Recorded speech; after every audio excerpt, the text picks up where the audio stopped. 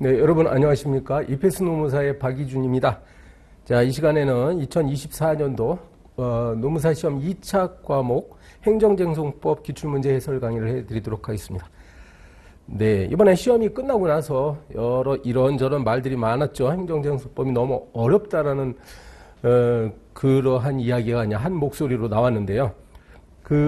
가장 큰 원인은 같은 100점이고 똑같은 100분 동안 주어지는데 금년 시험이 유난히 물어보는 것들이 많았어요.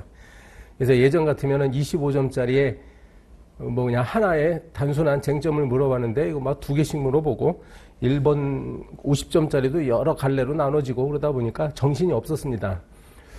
그런데 이제 차근차근 이제 복기를 좀 해보시면요. 그래도 우리가 공부했던 범위 내에는 있었다고 저는 생각을 하는데요. 제 개인적으로는 그렇게 생각을 합니다. 이게 처음 시험 직후에 나왔던 반응은 조금 과장된 면이 있다고 저는 생각을 해요. 황당한 문제들은 아니고요. 충분히 낼 만한 문제들이었고, 다만 이제 앞으로 좀 꼼꼼하게 공부를 하실 필요가 있다는 걸 알았습니다. 중요한 논점 위주로는 여러분이 이제 충분히 숙달을 하니까는 잘 아실 텐데, 조금 세부적으로 들어가게 되면 정확하게 학습을 안 해놨을 때 당황스러운 상황에 놓이게 되거든요. 이번에 그런 문제들이 몇 개가 있었던 것 같아요. 그래서 이번 앞으로 이제 출제의 방향이 점점 모든 국가시험이 그렇습니다. 점점 이제 어려워지니까요. 조금 더 우리들이 분발을 해서 공부를 하시면 또 적응을 하고 그래서 준비를 못할 일은 없다 이렇게 생각을 합니다. 자, 보시죠. 1번 문제인데요. 두 사람이 등장하죠. 네, 두 사람. 갑은 이제 육아휴직이 문제가 돼요. 육아휴직 급여. 육아휴직 급여를 어느 날 신청을 했더니, 행정청에게 신청을 했더니 거부당했습니다. 어떤 이유로 이제 거부를 당했죠. 네, 거부당했습니다. 그 다음에 끊어지고. 옛날 시험 같으면 이게 한 사람 등장시켜서 하는데 또 나왔어요. 다른 사람. 배우자 의리한 사람이 등장했는데 이 사람은 공무원이네요. 네, 공무원이고. 그래서 일정한 기간 동안에 시간의 근무 수당이 법령에 정한 것보다는 이제 적게 지급을 받았나 봐요. 그죠? 예산이 부족하다는 이유로 시간의 근무 수당에 시간에 못 미치는 금액으로 지급받았습니다. 자, 이 상황이죠. 그러면 이 사람은 이제 육아휴직 급여를 거부당하는 것이고, 네, 을은 이제 시간의 수당, 시간의 근무 수당을 미지급받은 거예요. 그래서 출제자가 일부러 이렇게 대비시켰습니다. 두 가지의 차이점을 좀 구별을 하라고 이렇게 했어요. 자, 그러면 문제를 일단 보시죠. 네, 갑은 그럼 이 사람은 어떻게 하겠어요? 네, 이제 거부당했으니까 육아휴직 급여를 받을 권리가 있다. 나는 그 청구권이 있다라고 주장을 하면서 문제는 여기 이제 드디어 본격적으로 주위에서 보시는데 민사소송을 서울중앙지방법원에다가 제출했습니다. 그랬더니 피고 쪽에서 피고는 내가 민사소송을 제기했으면 이제 대한민국이 피고예요. 대한민국이 피고고 행정주체인 대한민국이 피고이기 때문에 국가소송 수행자 B라고 나오는 것이고 소송이 적법하지 않으므로 각각 판결에 내려져야 한다.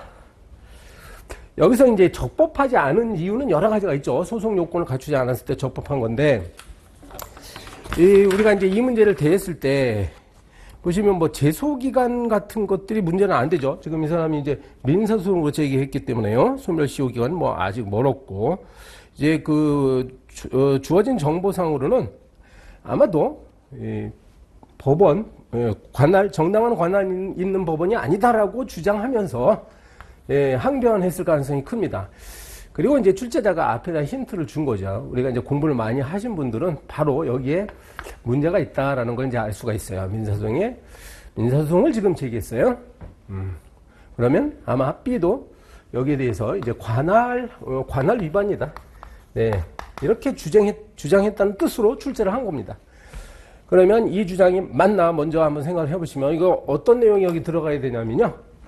일단 민사소송이냐 이제 행정소송이냐 우리 시험에 행정재선법 시험에 단골 메뉴니까 이것으로 가는 게 가장 합리적이에요. 이쪽으로 가게 되면 여기에 들어갈 논점은 과연 이 사건이 공법상 공법상 법률관계인지 또는 사법상 법률관계인지. 저는 이제 그 해설지 여러분 보고 계시는 거죠, 지금? 네, 해설지 보시면은 제가 제목 그냥 공법상 법률관계인지 여부 이렇게 썼습니다. 이게 아니면은 이거니까, 그러니까 대표적으로 이렇게 써도 이제 출제자는, 채점자는 알 수가 있어요. 그래서 이제 사법과 공법을 구별하는 여러 가지 기준이 있는데, 제가 이게 사회보장급여거든요? 사회보장급여를 국가에 대해서 급부 청구권을 행사를 할 때, 이 차이점. 이 공법에 의해서 규율되면 공법관계예요. 그러면 이제 행정소송으로 한다는 것이고, 행정소송. 그리고 이제 사법관계에 의해서, 사법에 의해 가지고 규율되면 민사소송이죠. 근데 우리가 조금 더 지금 현재 법전이 주어져 있는 시험이지 않습니까? 법전. 지금 이 육아휴직급여는 이제 고용보험법이고요. 고용보험법령을 이렇게 열어서 육아휴직 조항을 좀 찾아보시면 공법적인 요소들이 강하게 거기 들어가 있습니다. 네, 제가 해설지에 썼듯이요. 급여의 지급 요건이 상세히 있고 육아휴직을 확인하는 절차, 급여를 어떻게 어느 경우에 지급을 제한하는지, 그 다음에 부정행위에 따른 추가징수. 요건 우리 시험 문제 나왔죠, 이번에. 부정행위에 대한 추가징수. 그리고 심사 절차, 재심사 청구 절차, 이런 것들이 다 있고, 이런 것들이 공법관계적 규율이에요. 그건 틀림없습니다. 그래서 일단 확정을 공법상 법률관계를 둘러싼 다툼이다라고 확정을 시켜놓고, 그러면 어떻게? 소송 형태로 가야죠. 소송 형태. 바로 이걸 먼저 말씀드렸는데, 이 부분을 여기다 쓰는 거예요. 그러면은 이제 행정소송으로 가야 되는데, 이것은 당사자 소송입니까? 항고소송입니까? 여기서 또 그걸 판단해 줘야 되는데, 네. 제가 그 항고소송으로 가야 한다고 했죠? 그 차이점은 뭐냐면, 여기 이제 항고소송이냐. 그러니까 여기 이 부분에서 이게 행정소송이라는 걸 먼저 확정하고요. 행정소송. 예. 제가 파란색으로 써서 안 보실 수도 있겠네. 행정소송을 확정하고 그 다음에 이제 항고소송인지 당사자소송인지를 가야 되는데, 이 급부청구권이 관련 법령에 의해서 법령 자체에 의해서 청구권이 이미 존재한다라고 한다면 당사자소송으로 가야 됩니다. 그러니까 행정청이 일정한 어떤 조치 개입이 없이도 급부청구권이 구체적으로 발생을 했으면은 당사자소송이고, 그렇지 않고 이제 신청을 한 다음에 거기에 대한 심사 결정을 받아야만 비로소 구체적인 권리가 발생할 경우는 항고소송으로 가야죠. 어떤 것 같습니까? 네. 육아휴직급여라는 건 이제 신청을 해야 돼요. 그렇죠? 가만히 있으면 안 줍니다. 휴직 갔다고 해서. 그러니까 나는 이러이러한 육아휴직급여를 받을 수 있는 이러이러한 요건이 있습니다라고 신청을 해야죠. 네. 신청을 하면 그 심사 결정에 따라 가지고 결정되기 때문에, 그래서 이 사람도 현재 신청을 했었죠. 신청을 했는데 거부를 당했던 겁니다. 그래서 결국은 두 번째 항목은 항고소송이다. 여기로 가야 된다는 것을 또 결론을 내리셔야 돼요. 그러면 이제 이게 뭔가 소송 제기가 적법하지 않다는 걸 우리가 알 수가 있죠. 바로 이 대목에서 판례가 있는 거예요. 네, 판례가 있습니다. 그래서 여러분 이건 뭐 워낙에 다 모든 응시생들이 다 아실 겁니다. 그래서 항고소송으로 제기를 해야 될 것을 민사소송으로 잘못 제기했다 이거야. 이걸 어떻게 처리하느냐에 대한 판례의 법률을 쓰면 되죠. 판례는 두 가지로 나눠서 수소법원이 이 항고소송에 대한 관할을 갖고 있다. 관할을 갖고 있는 경우와 관할을 갖고 있지 않은 경우로 나눠가지고, 관할이 있다고 한다면 여기서 심리 판단하는 거죠. 소호 변경을 바로 여기서 해서 심리 판단을 하는 것이고, 관할이 없다 그러면 이것이 그 항고소송으로서의 그 소송 요건을 명백히 갖추지 않다고 볼 수 없는 이상 이것은 이송을 해야 된다는 거죠. 이송. 그러나 여기 전제 조건이 있습니다. 그래서 항고소송으로서의, 지금 이게 취소소송으로 가야 되겠죠. 지급 거부 처분이니까. 그래서 취소소송으로 가기 위한 어떤 제소기간이라든지 그 다음에 대상적격, 그리고 행정심판 전치주의 같은 것이 문제가 되는데, 이 문제에서는 그건 해당 없고요. 그래서 대상적격 됩니다. 지급 거부니까 거부 처분으로 가면 되고, 그 다음에 제소기간은 따져줘야 됐을 것 같아요. 왜냐하면 문제에 날짜가 나왔기 때문에. 여기에 제가 해설지에 썼는데요. 여기 판례, 이 부분과 관련해서 판례가 하나 있습니다. 이렇게 이러한 상황에서 소호 변경을 했을 때 항고 소송은 언제 제기된 것으로 보느냐가 있죠. 그래서 이것은 당초에 판례에 따르면 당초에 민사소송을 제기한 날짜를 기준으로 한다는 게 판례입니다. 이 문제를 다시 보면 민사자 이 사람이 지급 거부받은 날이 2024년 7월 15일이에요. 7월 15일. 그리고 소를 제기한 날은 네, 첫 번째 문제니까 8월 1일이죠. 네, 첫 번째 문제 8월 1일. 자, 육아휴직 문제였죠? 네, 죄송합니다. 저도 지금 막 헷갈리잖아요, 지금. 여러 문제가 많아가지고. 육아휴직급여 8월 1일. 네, 8월 1일에 소를 제기했습니다. 이거는, 그러니까 90일 이내, 어쨌거나 이제 90일 이내에 잘 제기했습니다. 그러니까 결국은 이송하는 거예요. 이송하는 겁니다.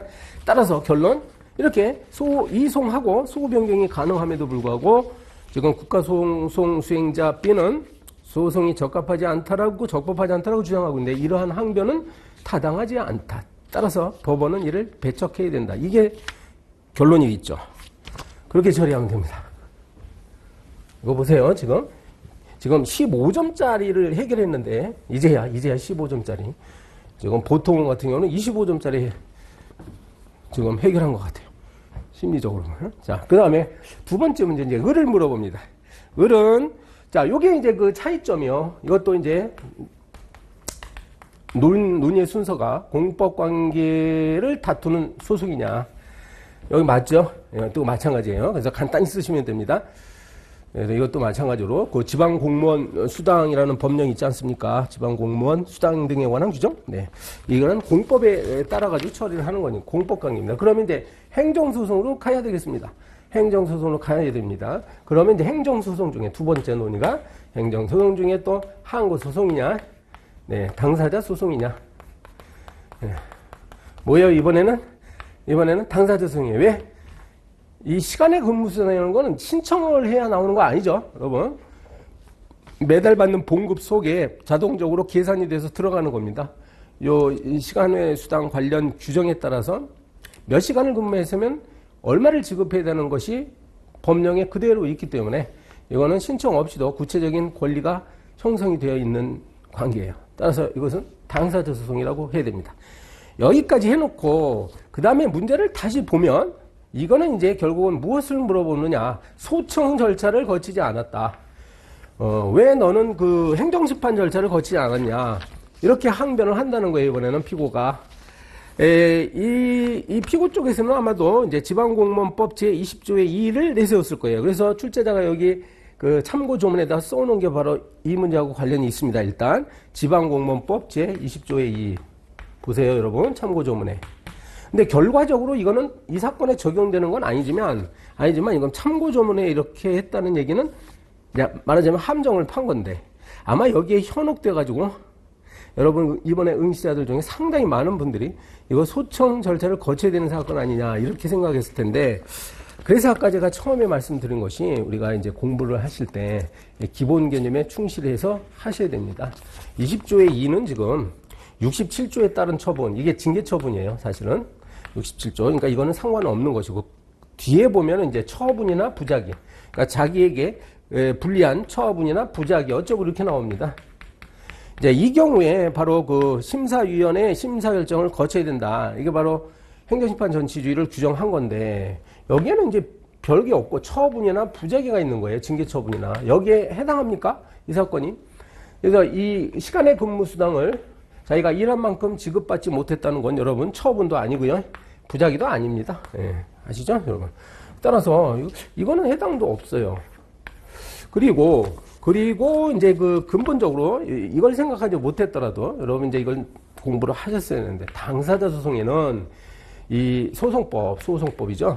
지금 소송이니까 이거 행정소송법 18조에 그 뭐예요? 이거 필수적 전치주의 규정. 행정심판 전치주의. 그래서 개별법이 행정심판 제기를 거치지 아니하고는 행정소송을 제기할 수 없다라고 규정한 그 필수적 전치주의 규정 있잖아요. 행정심판 전치주의 규정은 이거는 취소소송하고 그 다음에 부작위 위법 확인소송에만 적용됩니다. 그래서 무효 확인소송이나 당사자 소송이나 민중소송, 기관소송에는 이게 적용이 안 돼요. 사실은 여기 이제 이 부분이 중요한 거고요. 그래서 이 내용이 들어감으로써 이제 해결이 돼요. 그죠? 안 되니까 결국은 근본적으로 이거는 타당하지 않은 주장을 지금 항변으로서 하고 있는 셈이죠. 따라서 이 경우는 각하 판결이 내려져야 한다고 항변하는 이 부분은 타당하지가 않습니다. 네, 이렇게 되는 거죠. 그러면 1번 문제가 해결됐습니까? 네, 이제서야 물음 1이 해결됐네요. 이제 30점, 100점까지 해결을 했고, 물음 2가 계속 됩니다. 이게 큰 문제인데, 여기에서 이제 계속 이어지는 거예요. 또 물음이. 자, 문제가 계속됩니다. 자, 물음이. 그래서, 결국은 뭐 우여곡절 끝에 이 사람은 이제, 네. 육아휴직급여를 전액 지급받긴 했어요. 지급받긴 했습니다. 근데 여기에 뭔가 이제 부정수급 사유가 발견이 되었다는 이야기가 나오는 거죠. 이제 그 부정수급 뭔가 문제가 발생했습니다. 그래서 행정청은 A가 이제 누구였어요? A가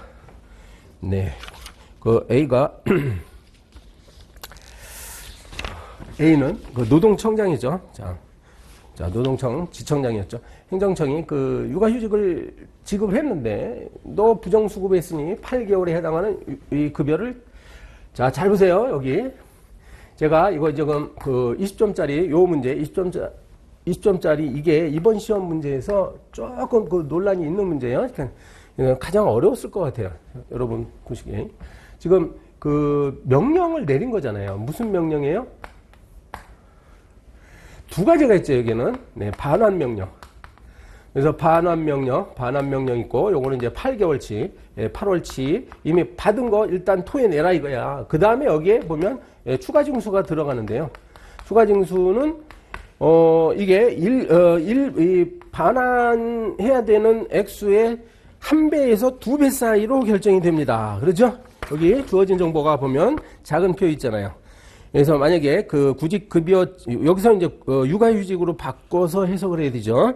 네. 육아휴직 급여 지급 제한을 받은 횟수가 3회 미만이면 100분의 배. 그 다음에 뭐 5회 이상이면 100분의 200까지. 이렇게. 그 상위법을 찾아보면, 이것도 역시 법전이 있었기 때문에 법전을 찾아보면 사실은 2배까지 추가 징수할 수 있도록 해놨습니다. 이 사람은 현재 지금, 얼마를 추가 징수하는지는 나와 있지 않죠. 왜냐면은 그 육아휴직급여 지급 제한을 받은 횟수에 대한 구체적인 정보가 없기 때문에 죄송해요. 네, 100분의 100이라고 했군요. 네, 그래서 3회 미만이다. 아마 이제 한 번쯤 지급 제한을 받았다 해가지고 100분의 100. 근데 이건 상관없어요. 어떤 경우든지 간에 뭔가 추가 징수를 받았다 이거죠. 그러면은 이 두 가지 처분을 한 겁니까? 여러분? 두 가지 처분한 거예요, 지금? 여기에서 이제 그 해석이 갈라질 수 있는데 저는 이걸 하나의 처분으로 보고 싶습니다. 저는 하나의 처분을 보고 있습니다. 그래서 실제로 처분 문서는요, 사실은 돈을 내라는 거거든요. 명칭이 다르지만, 이거 명칭이 이렇게 다르지만 결국은 토탈 해가지고, 그럼 토탈 얼마를 내라. 이게 지금 명령서가 떨어지는 겁니다, 이게. 그죠? 이게 하명이에요, 하명. 그래서 왜 이렇게 해석을 해야 하냐면은 지금 이 문제는 일부 취소를 할 수 있느냐 이렇게 나왔잖아요. 그런데 이 사람이 주장하는 거는 나는 생계를 현저히 곤란하게 함으로 위법하다 라고 해가지고 취소를 구한다 이거죠. 이 사람이 근거로 하는 법령은 뭐예요? 그 주어진 참고 조문에 고용보험법 시행규칙 105조 사항에 해당하죠. 사항. 그 사항의 3호를 보시면 생계가 현저히 곤란하다고 인정하는 사람이라고 되어 있습니다. 이 사람이 주장하는 거는 나는 여기에 해당한다. 나는 여기에 해당하기 때문에 뭘 주장하는 거예요? 지금 조문 사항을 다시 보시면 사항 끝에 추가 징수를 면제할 수 있다고 되어 있잖아요. 면제가 뭔데? 감경하고 다르죠. 감경은 이제 깎아달라는 것이고 이거는 면제라고. 그러니까 이 추가 징수를 내면은 100% 내는 거고 안 내게 되면은 0%. 그죠? 하나도 내지 않거나 아니면 전부 내거나 두 개 중에 하나잖아요. 면제니까. 그렇다고 한다면 지금 출제자가 여기서 법원은 일부 취소를 할 수 있느냐 이렇게 물어봤다는 얘기는 추가징수가 가령 추가징수가 뭐 500만 원을 이제 냈다고 하면 추가징수 자 500만 원을 부과받았다고 하면 그럼 500만 원 중에 300만 원을 그러면 일부 취소할 수 있느냐 이런 식으로 물어본 것일까요? 아닌 것 같아요. 왜냐하면은 이 추가징수분은 100% 면제를 받거나 받지 않거나 그 두 개 중에 하나거든요. 그렇다고 한다면 이 문제는 도대체 무엇을 물어보는 것일까? 저는 이렇게 생각한다고요. 지금 그 어문상으로는 추가징수 부분에 대해서만 취소송을 제기한 것처럼 써있죠, 문제가. 그런데 사실은 이런 사건이 발생하면 이 전체 있죠. 이 사람 입장에서는 이 돈 액수가 중요하잖아. 이 액수 있죠? 이 액수에 대해서 이걸 취소해달라. 예. 여기에 대해서 취소송을 제기하고 거기에서 이제 이유를 주장하기를 그 추가징수 부분, 추가징수 부분은 내가 생계가 현저히 곤란하기 때문에 이 부분은 위법하다라고 주장하는 것이라고 저는 생각을 합니다. 그래서 문제로 다시 돌아가면 이 부분은요, 뭐냐면, 요 반환 명령하고 추가징수분 중에 추가징수 있죠. 추가징수 부분만 일부 취소가 가능하냐. 이렇게 물어본 것으로 저는 해석했습니다. 됐습니다. 제 생각이 틀릴 수도 있어요, 사실은. 네. 그러나 문제 전체를 보니까 이렇게 해석을 해야 될 것 같습니다. 왜냐하면 지금 요 일부라는 것이 여기 생계를 과연 실제로 추가징수가 생계를 현저히 곤란하게 하는 점이 인정이 된다면 추가징수 부분만 일부 취소가 가능하다는 거죠. 그죠? 500만 원을 부과받았는데 거기에 뭐 200만 원만 일부 취소할 수 있느냐 이렇게 물어본 것 같지는 않아요. 그러한 좀 어려운 점이 있습니다. 여기 일단 그걸 배경으로 했고요. 그래서 제 해설지 같은 경우 이렇게 실제 시험에서 좀 판단하기가 어려운 부분이 있으면 채점자에게 나의 고민을 이렇게 드러내는 것이 좋습니다, 여러분. 그래서 저는 문제 소지 한번 보세요. 이런 식으로 쓴다고요. 사안에서는 법원이 처분의 일부를 취소한다고 하는 바 어떠한 처분의 일부 취소한다는 것이 불분명하나 이렇게 좀 복선을 깔고 들어가는 거지. 나 고민했습니다. 교수님, 나 지금 이 부분을 고민을 했는데요. 자, 그런데 내가 문제를 해결함에 있어서 이 반환명령과 추가징수 처분 전체를 놓고 봤을 때 이 추가징수 부분만이 혹시 위법하다면 추가징수 부분만 일부 취소가 가능한지의 문제로 전제를 하고 검토하겠습니다. 이렇게 쓴 겁니다. 뭐 다른 형식의 답안도 가능합니다만 제가 아무리 생각해도 이게 합리적일 것 같아요. 네. 자, 그 다음에 그래서 계속 이야기하면요. 이제 일부 취소의 문제로 본격적으로 가는 거죠. 그럼 어떤 내용을 써야 될까요? 일부 취소는. 요 대목에서는 우리가 거의 대부분의 수험생님들께서 다 준비가 됐습니다. 네. 워낙에 이거 이제 출제 가능성이 있는 문제였고.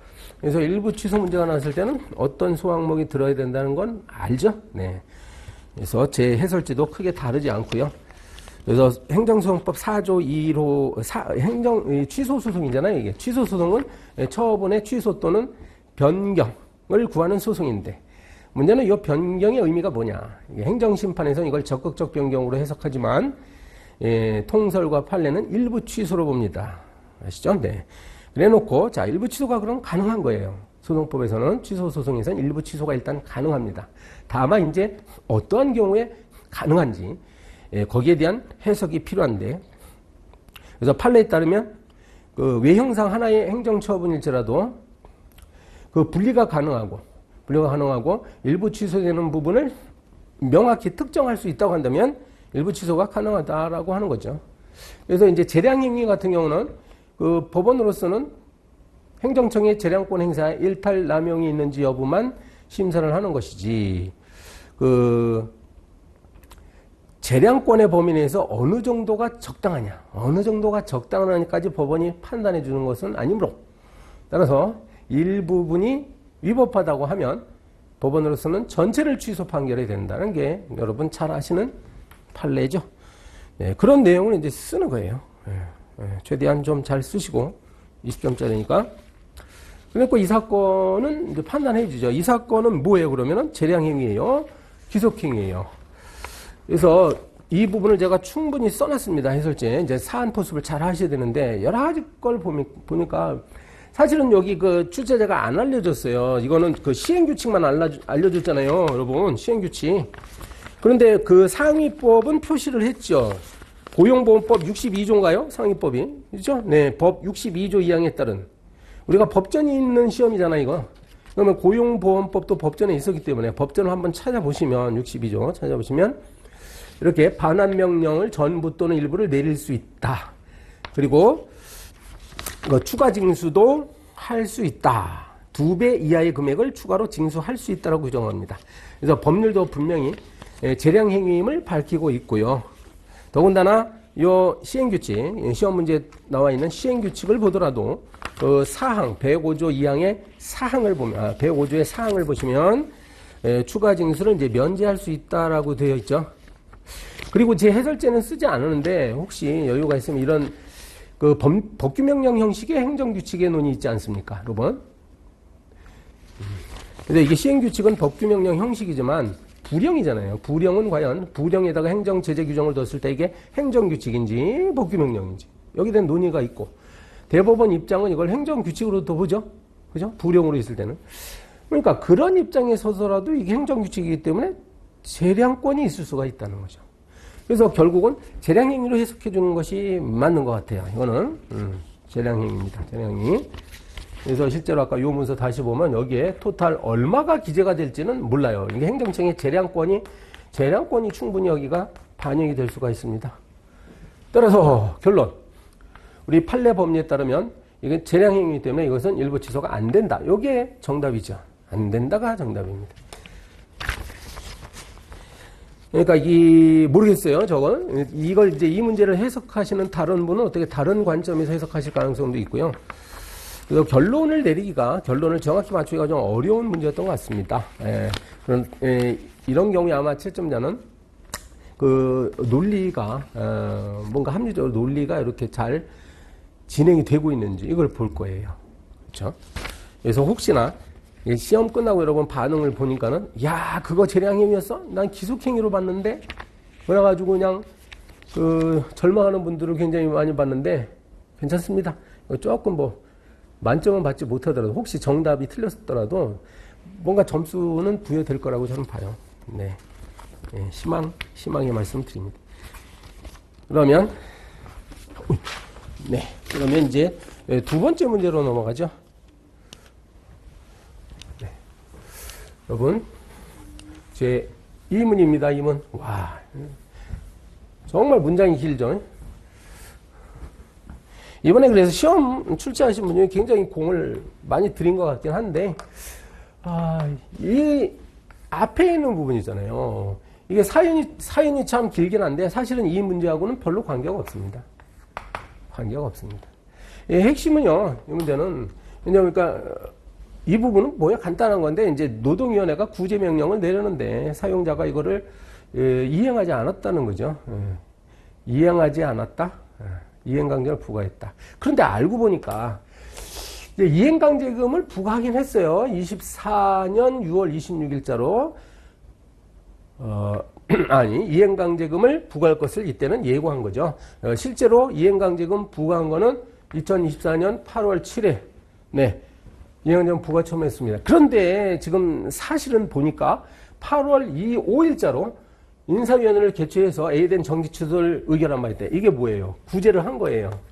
그러니까 노동위원회 구제 명령에 따라 구제를 했는데, 이 중앙노동위원회는 이걸 잘 모르고, 여러분 아시잖아요. 이행강제금은 어떻습니까? 이행강제금을 부과했다 하더라도 상대방이 그 이행기간 내에 이거를 처리를 하면 되잖아요. 처리를 하면 되죠. 안 그런가요? 여기 보면 이행기간이 있는데 6월 26일 넘어섰네요. 어쨌거나 이런 거는 저도 이제 해설지는 써놓지는 않았는데, 어쨌거나 정답은 모르겠어요. 아니, 이게 이제 과연 이행강제금 부과가 위법한지 여부는 이제 앞으로 다툴 일이고, 따라서 이 사람은 이 사용자는 법인이죠, 법인. 법인은 이행강제금 부과 처분이 위법하다라고 이제 다투겠다는 거죠. 그래서 소송을 제기를 합니다. 행정심판을 청구합니다. 행정심판을 청구하려고 한다. 이제 심판에서 어떤 결론이 날지는 모르겠습니다. 우리 시험 문제는 이제 그걸 물어보는 건 아니잖아요. 그래서 이 절차적 사항. 자, 물어본 것은 행정심판 관할. 그래서 행정심판위원회가, 행심위원회가 어디냐. 그걸 물어봤고, 그리고 피청구인 적격. 중앙노동위원회가 이행강제금을 부과했을 때 그 처분의 상대방은 도대체 어디에다 행정심판 청구할까요? 이겁니다. 이걸 해결하기 위해서는 우리가 그 행정심판위원회의 그 유형을 아셔야 되는데, 이 사건은 그럼 어디에 해당하는 것인데, 이 사건을 또 해결하려면, 그 이행강제금의 법적 성질도 머릿속에는 여러분이 있는데요. 이번에 이 시험 문제를 어렵다라고 느낀 분이 상당히 많은 걸 보면 아마도 제 생각에 이걸 모르시는 분들이 많았던 것 같아요. 이행강제금 부과 처분이 뭐야 도대체 이게. 이건 구제명령이 아닙니다. 여러분. 이행강제금 부과 처분 이게 일반적인 행정처분이에요. 아주 전형적인 행정처분이에요. 그 행정법의 기본 이론을 공부를 잘 하신 분이라면 이것은 이제 금전 납부 의무를 부과하는 하명의 하나입니다. 하명이라는 행정행위로서 우리가 이제 처분의 개념은 뭐예요? 국민에게 의무를 부담시키거나 권리를 설정하는 효과를 가져오면 처분이죠. 그러니까 의무를 부과하잖아요. 금전 납부 의무라는 의무를 부과하는 전형적인 처분이라고, 처분. 따라서 이거는 처분에 대해서 취소 심판을 청구한다. 이 문제입니다. 처분에 대해서 취소 심판. 그러면은 중앙노동위원회가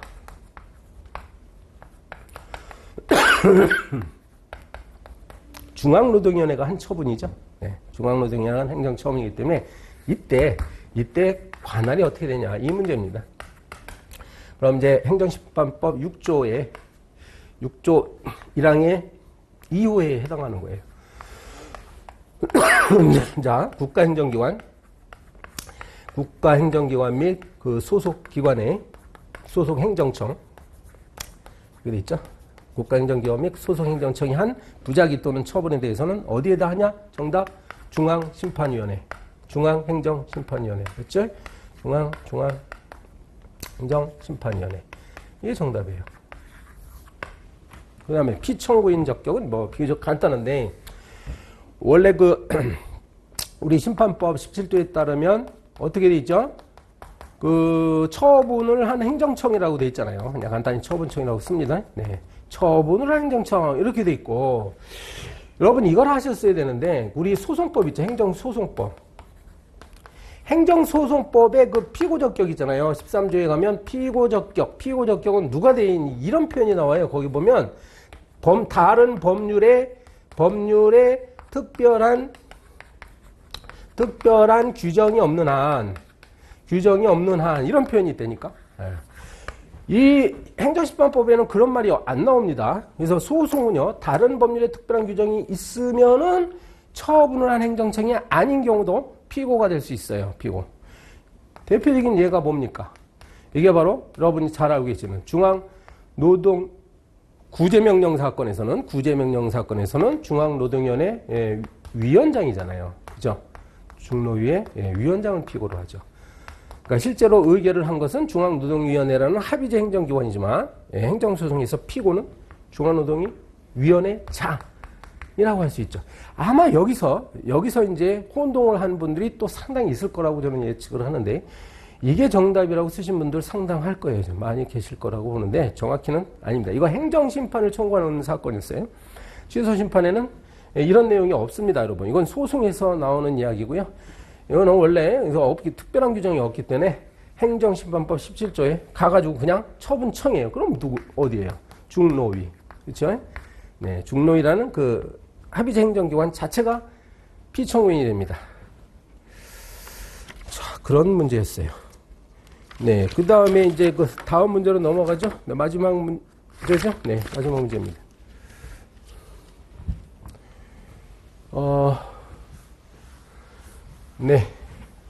이걸 쭉 읽어가는 순간 여러분 이제 그 눈에 익은 판례가 이제 한번 다 떠오르셨을 거예요. 네, 그거는 이제 일단 떠오르긴 합니다.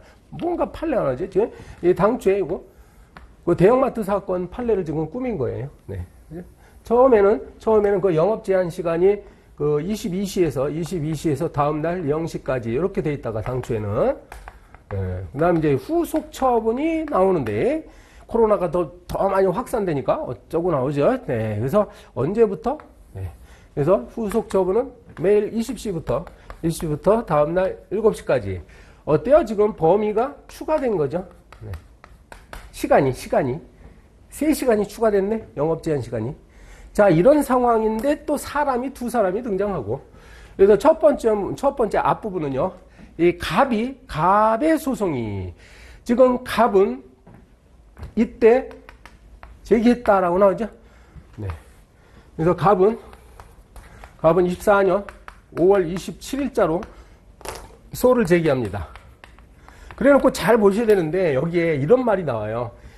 지금 우리가 문제를 푸는 이 시간을 얘기해 주고 있어요. 특별히. 좀 특이한 게 등장합니다. 현재 시점은 24년 9월 5일이다. 요거 여러분 많이 놓치셨을 텐데. 현재 시점이 이렇습니다. 어떤 현재 시점이에요, 지금? 우리가 시험 문제 푸는, 알았죠? 말하자면 실제 사건에서는 판사가 이 사건을 다루는 그 시점. 자, 이때까지 소가 계속 중이다. 이렇게 나오고 있습니다. 이소죠, 이소. 그러다가 을은요, 여기에 그 후속 처분이 이렇게 나옵니다. 이 사람이 해외에 갔다가 돌아오니까, 그러니까 현실적으로 본 날짜는 뭘 봤다고 나오죠? 공고문을 보는데. 현실적으로 본 날짜가 언제가 있어. 그 다음에요. 이 공고일은 또 언제죠? 또 언제가 있어. 그죠? 그 다음에 이 공고의 효력 발생일도 또 언제가 있어요. 지금 이 문제는요, 날짜가 계속 나오고 있는 이유가 있습니다. 그렇죠? 날짜가 시험 문제, 케이스 문제 날짜가 나왔을 때는 뭔가 거기에 논점이 있는 거예요. 그래서 지금 이거는 자, 첫 번째 문제를 해결합니다. 첫 번째 문제는 갑이 소제기를 했는데 현재 시점에서 이것이 대상적 격성이 인정되느냐 이걸 물어봤죠. 물었죠? 네. 그럼 답안에 목차가 어떻게 들어가야 돼요? 크게 나누면 저는 이렇게 봐야 되는데 이 공고 있죠. 공고가 과연 처분성을 갖느냐. 이 사건은요. 이렇게 표현하는 거예요. 공고에 의한 처분 사건입니다. 이 처분의 내용은 실제로는 집합금지명령인가요? 그렇죠? 네, 집합금지명령이라고 표현되고 있는데, 그렇죠? 네. 그런데 이 내용이 공고에 의해서 처분된 거다. 그래서 우리가 말로 표현할 때 이걸 공고에 의한 처분이라고 합니다. 그래서 공고에 의한 처분 사건이니까 과연 공고가 처분성이 인정되느냐의 논의, 인정된다라는 쪽으로 갖고 가야죠. 우리가 보통 처분이라는 것은 상대방에게 통지 또는 공고에 의해서 그 사실이 있음을 그러니까 알도록 하는 게 처분이죠. 그래서 그 공고의 형식이 중요한 게 아니라 공고가 대개 불특정 다수인을 상대로 하는 것이기 때문에 물론 특정인에 대한 공고도 있지만 불특정 다수인에게 하는 게 원칙이죠. 불특정 다수인에게 일반적이고 구체적인 규율을 하는 거예요. 그러면 이제 처분성 인정됩니다. 특히나 집합금지 명령도 어떻습니까? 이것도 상대방에게 부담을 주는 거잖아요. 의무를 부과하는 거니까 이건 처분성이다라고 논의를 하시고, 그 다음에 여기에 이제 들어갈 것이 있는데, 지금 이게 그 대형마트 사건 판례를 꾸몄잖아요. 그래서 이걸 써야 됩니다. 그래서 이렇게 제 해설지처럼 후속 처분 있죠. 후속 처분에도 불구하고 이 대상 적격이 유지되냐. 네, 이렇게 적절하게 제목을 다시고요. 후속 처분이 존재하죠, 현재. 후속 처분이 존재해도, 그러면 이 당초의 처분을 대상으로 지금 갑의하는 거기 때문에 이것도 대상 적격을 유지하느냐, 어느 시점에서? 이 시점에서 9월 5일자. 처음에 이 사람이 5월 27일에 소제기했을 때는 당연히 적법하게 소제기했죠. 근데 9월 5일쯤 오게 되면 무슨 일이 벌어졌어요? 후속 처분이 생겼잖아요. 그죠? 후속 처분에도 불구하고 그러면은 이 당초의 처분을 다툴 소의 이익이나 아니면 대상 적격성이 없어지느냐의 문제가 발생을 하는데, 여기에 대해서는 우리 판례가 대형마트 사건에서는 어떻게 얘기했죠? 네. 그래서 판례. 이렇게 뭔가 처분을 변경했을 때 변경하는 내용에 후속 처분이 있는 사건에서는 첫 번째 두 가지로 나눌 수 있다. 이것이 이제 그 실질적으로 당초의 처분을 실질적으로 대체하는 내용이라고 한다면 이거는 당연히 새로운 독립적인 처분이다. 독립적인 처분이죠. 그 다음에 당초의 처분을 실제로 대체하는 건 아니고 종전의 처분의 유효를 전제로 종전 처분은 이제 그냥 남아 있다 이거. 종전 처분의 유효를 전제로 그 종전 처분의 내용을 일부분만 추가 철회 취소 하는 내용이라고 한다면 어떻게 된다고 했죠? 이렇게 되면 당초 처분도 여전히 종전의 처분도 여전히 소의 이익이 대상적 격이 존재한다는 거죠. 그리고 여기에 조건이 하나 있죠, 또. 네네. 이게, 분리 가능하다, 이게.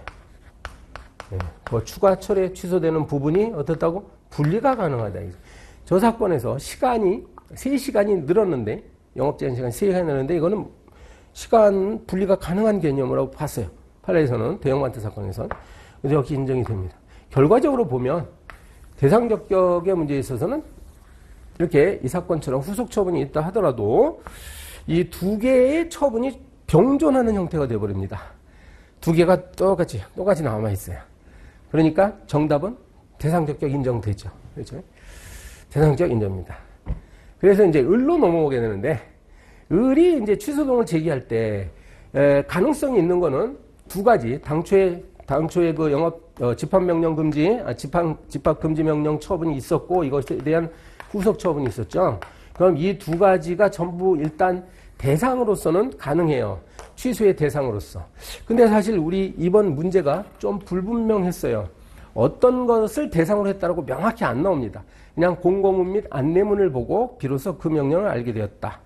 그러면은 이 사람이 해외에 나가 있다가 귀국을 했는데 그 사이에 두 장의 공고문이 붙어 있다는 얘기일까요? 그런 내용도 없네요. 그죠? 근데 이제 취소를 제기했다. 좀 열린 질문이긴 하는데 이 당초 처분은 원래 지금 한참 지났죠. 네, 5월 1일자로 공고했잖아요. 지금 처분이 있으면 안날로부터 90일 다 지났습니다. 그래서 답안지를 쓸 때요. 시간이 없잖아요. 그래서 두 개 처분을 다 검토를 하는 것보다 확실히 아닌 거는 이제 건너뛰자는 거지. 그래서 저는 이제 어떻게 했습니까? 그 대상이 두 가지가 가능한데, 이 문제는 그 후속 처분을 대상으로 소를 제기하는 것으로 해석하겠다. 그걸 전제로 해서 답을 써보겠다. 이런 식으로 저도 써놨습니다. 여러분, 참고하시고요. 실제로 그렇게 해도 돼요. 실제로 이제 출제자는 아마 후속 처분을 갖고 염두에 두고 쓴 것 같아요. 문제를 낸 것 같습니다. 왜냐하면 여기에 논점들이 많이 있기 때문에. 자, 이건 제소기간을 물어봤기 때문에 제소기간은 처분이 있으면 안날로부터 90일이었잖아요. 이건 행정심판을 거치지 않은 사건이기 때문에 안날로부터 90일 이런 얘기만 쓰시면 되고 안날은 이제 구체적 현실적으로 안날이죠. 통지나 공고 등에 의해서 처분이 있음을 상대방이 현실적으로 안날인데 공고나 고시 사건이 있습니다. 공고나 고시에 의한 처분 사건은 이거는 상대방이 현실적으로 안지 여부를 따지지 않고 판례에 따르면 어떻죠? 따지지 않고 이것은 효력이 발생한 날에 이 고시가 적용되는 상대방은 현실적으로 모르더라도 안 것으로 간주해서 그날로부터 90일을 계산하겠다는 거예요. 그러니까 효력 발생한 날, 그죠? 효력 발생한 날이 이제 제소기간의 계산점이 됩니다. 물론 여러분 잘 아시는 거, 효력 발생일이 명확치 않으면 그때는 어떻게 했죠? 그때는 공고일로부터 5일이 지난 후 그때부터 90일을 또 계산합니다. 이제 이런 내용을 좀 쓰면 되고요. 앞에다가 쓴 다음에 이제 마지막 남은 일이 사안을 포섭을 해야 되는데, 여기까지 잘 썼어도요.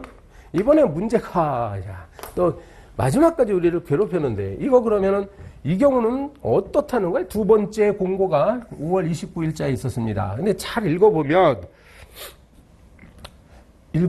이 두 번째 공고는 뭐라고 되어 있어요? 24년 5월 30일부터라고 되어 있잖아요. 5월 30일부터 영업시간 제한을 이렇게 변경하겠다는 겁니다. 그러면 이걸 효력 발생일이라고 봐야 되지 않을까요? 저는 그렇게 생각합니다.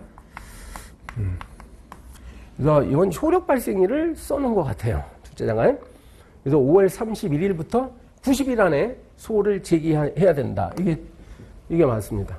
그렇게 하면 계산해 봐야 돼, 또. 야, 날짜가 있기 때문에 5월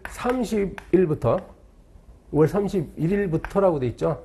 그러면 효력 발생일 5월 31일부터 90일.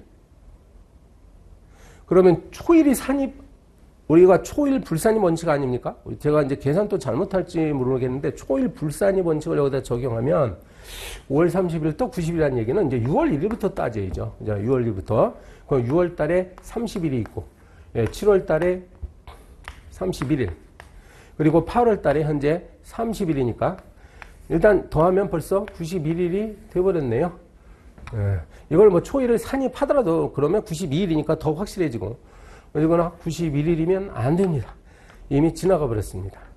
여기서 혹시 여러분 착각하실 수도 있는데 이게 뭐 토요일이냐 일요일이냐 그러면 혹시 제소기간 내에 제소한 겁니까? 그렇지 않아요. 네. 90일이 됐을 때, 90일이 딱 됐을 때 그때가 만약에 그 공휴일이면은 그러니까 소 제기한 날짜는 소를 제기한 날짜가 이미 90일이 넘어버렸으면 안 된다는 말씀이에요. 그렇죠? 90일이 되는 날이 혹시 공휴일이면은 이제 그 다음 주 월요일로 넘어가는데 이미 이거는 카운트해 보니까 소를 제기한 날짜가 어떠사고? 이미 지나가 버렸어요. 그럼 안 된다는 이야기입니다. 맞습니까? 네. 이게 지금 해설 강의를 하다 보니까 자꾸 의문이 생기네요. 어쨌거나 지금 이러한 내용에 문제가 있습니다. 제가 조금 의문을 표시한 부분들이 몇 군데가 있었죠. 해설 강의 하면서도요. 시간을 두고 제가 조금 더 생각을 해보겠습니다. 여러분도 생각을 좀 해보시기 바랍니다. 원래 법학은 이제 여러 갈래로 해석이 가능한 걸 전제로 하고 문제를 내기 때문에요. 네, 뭐 그러한 점들이 있을 수는 있습니다. 네. 그래서 여러분 이번에 시험 치르신 분들은 굉장히 고생 많으셨다는 말씀을 드리고요. 그리고 이제 앞으로 공부하실 분들도 이제 행정쟁서법의 어떤 그런 분위기를 아셨죠? 어떤 식으로 출제되는지를 아셨으니까 책을 읽을 때 이걸 참조하셔가지고 잘 공부를 하셨으면 좋겠습니다. 네, 감사합니다.